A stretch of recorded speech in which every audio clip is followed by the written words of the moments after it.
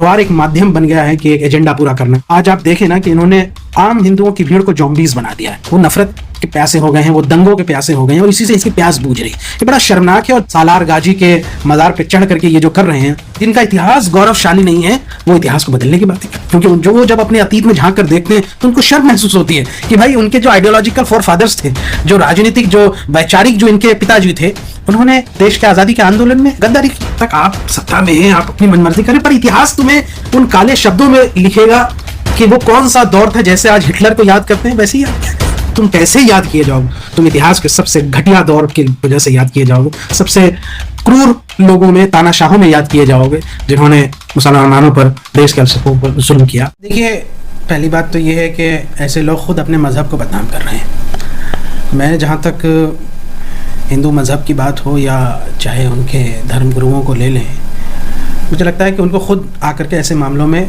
खंडन करना चाहिए, इन मामलों में, और इसकी कड़े शब्दों में निंदा करनी चाहिए। हमारे देश में त्यौहार हमेशा से मनते आए हैं। हिंदू मुसलमानों ने अपने अपने त्यौहार मनाए। भारत का संविधान, भारत का आईन इस बात की बिल्कुल इजाज़त देता है। और मुसलमानों का एक मिजाज रहा है कि हम किसी के त्यौहारों की तौहीन नहीं करते।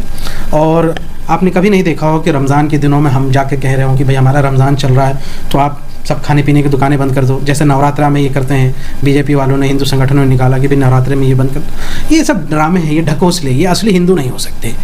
दूसरा ये है कि आपने कभी नहीं देखा होगा कि मुसलमान अपने ईद के त्यौहार में किसी मस्जिद के सामने हमें नाचते हुए देखा है आपने? कभी नहीं। कोई डीजे बजा के दूसरे मज़हब को गाली देने का कभी आपने देखा नहीं।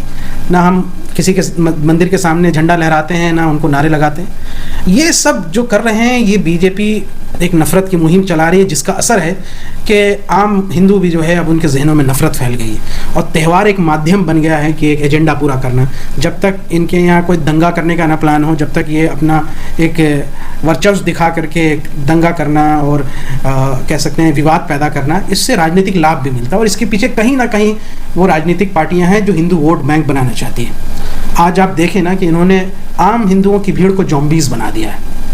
वो नफ़रत के प्यासे हो गए हैं, वो दंगों के प्यासे हो गए हैं और इसी से इसकी प्यास बूझ रही है। ये बड़ा शर्मनाक है। और देश की कम से कम छवि का भी ख्याल नहीं रखते। पूरे अंतर्राष्ट्रीय स्तर पर देश में ये छवि फैल गई है कि यहाँ से कि भारत के अंदर किस तरीके से लोग त्यौहार मना रहे हैं। अरे आप त्यौहार मनाइए, अपनी खुशी के लिए मनाइए, अपने संस्कार के लिए, अपने ये लिए मनाइए। आपको क्या ज़रूरत है कि मस्जिद पर जाके हंगामा करना? सालार गाजी के मज़ार पर चढ़ करके ये जो कर रहे हैं, ये इतिहास को बदलने की बात है। जिन लोगों को, जिनका इतिहास गौरवशाली होता है, वो इतिहास बदलने की बातें नहीं करते। भाई हमारा इतिहास गौरवशाली है, हम इतिहास से छेड़छाड़ करना, तोड़ मोड़ों की बात नहीं करते। हमें अपने अतीत पे, यहाँ से अतीत पे हमें जो है फख्र है।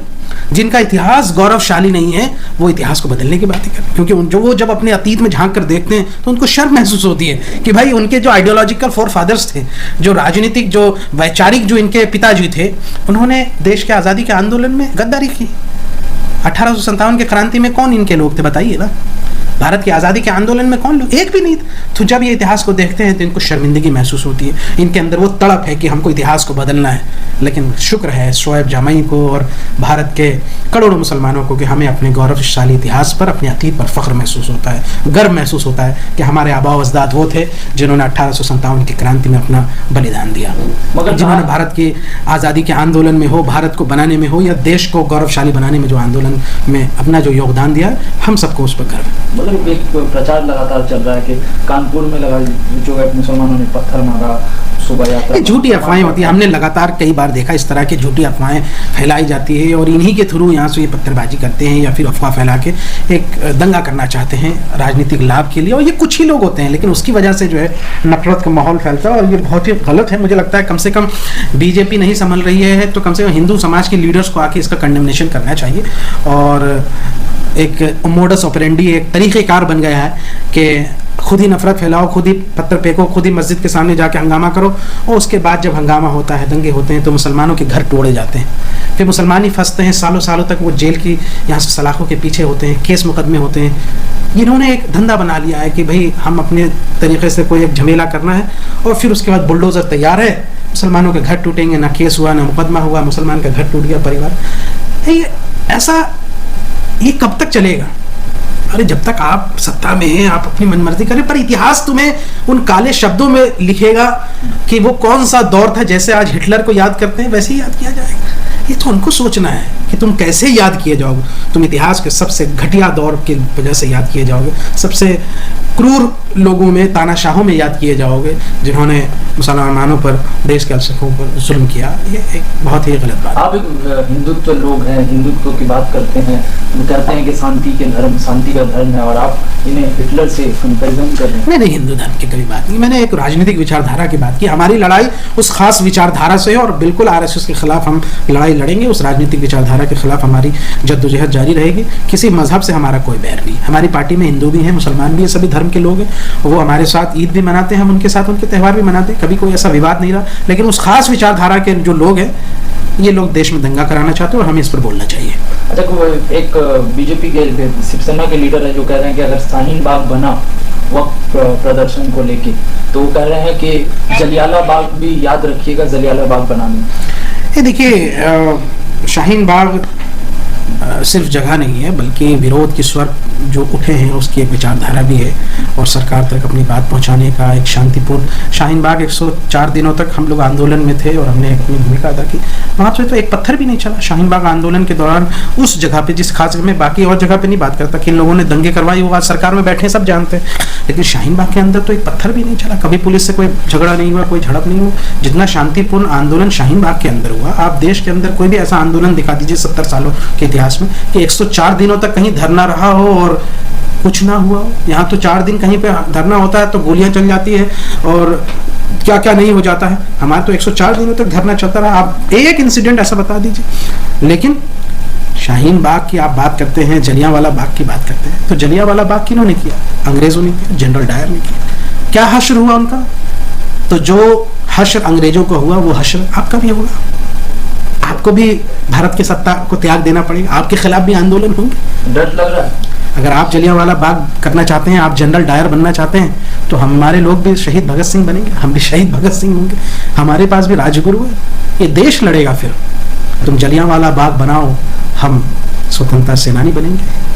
तो शाहीन बाग बनेगा इस पर? वो देखिए, आंदोलन की रूपरेखा all India Muslim personal law board तय कर रही है और हमारी पार्टी उसका पूरा समर्थन कर रही है। जैसे all India Muslim personal law board के दिशा निर्देश होंगे, पार्टी के राष्ट्रीय अध्यक्ष के निर्देश होंगे, वो धीरे धीरे स्वर बुलंद हो रहे हैं और जगह जगह पे लोगों पे पड़ रहे हैं। हम ये चाहते हैं कि कोर्ट का जो मामला गया उस पर भी एक रुख देखा जाए, फिर उस विषय में फिर आगे रूपरेखा तय की जाएगी। लेकिन यकीनन इसका विरोध होगा और बहुत मजबूती के साथ। जब भी हमारी बड़ों की तरफ से कॉल लगाई जाएगी, हम सब सड़क से लेकर संसद तक संग्राम करने के लिए तैयार। आखिरी सवाल, जिस तरह से आज बीजेपी माइनॉरिटी मोर्चा के कई लोगों का वीडियो आया दिल्ली में शाहीन बाग में मार्च करते हुए पुलिस के साथ में, कैसे देखते हैं?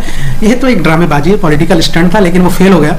जिस जगह पे वो करना चाह रहे थे कार्यक्रम, मुसलमानों ने भारी पुरजोर विरोध किया और वो कर नहीं सके, वहाँ प्रोग्राम हट गए। अब मुझे ये बताइए, समाज को समझाने गए थे कि वक्त बिल के फायदे समझा, समाज ने उनको धिक्कार करके वहां से हटाया और 4 लीडर थे बीजेपी के अल्पसंख्यक के और 150 पुलिस वाले। किस बात का डर है आपको? जिस समाज में आपकी समरसता नहीं है, जिस समाज के अंदर आप घुस नहीं सकते, वहां आप जाके बात नहीं समझा पा रहे, आपको कैसे लगता है कि वक्त बिल के बारे में आप यहाँ से मुसलमान एक्सेप्ट कर ले? ये जो गुमान है, ये गुमान ही सबसे ज्यादा गलत है। तो आज उनको जवाब मिल गया। अब मैं कह रहा हूँ कि पहले तो ये कम से कम अगर उनको शाहीन बाग से इतनी दिक्कत थी, जिस शाहीन बाग को उन्होंने बदनाम किया, आज क्या जरूरत पड़ी आपको शाहीन बाग आने की? यानी कहीं ना कहीं उनके दिमाग में भी शाहीन बाग का ये ऑरा है कि भाई शाहीन बाग जाकर के हम ये राजनीतिक स्टंट कर सकते हैं, लेकिन हमारे लोगों ने उसको फेल कर दिया। बहुत मुबारकबाद। दिल्ली में ये बीजेपी का कोई भी प्रयोग कामयाब नहीं होगा।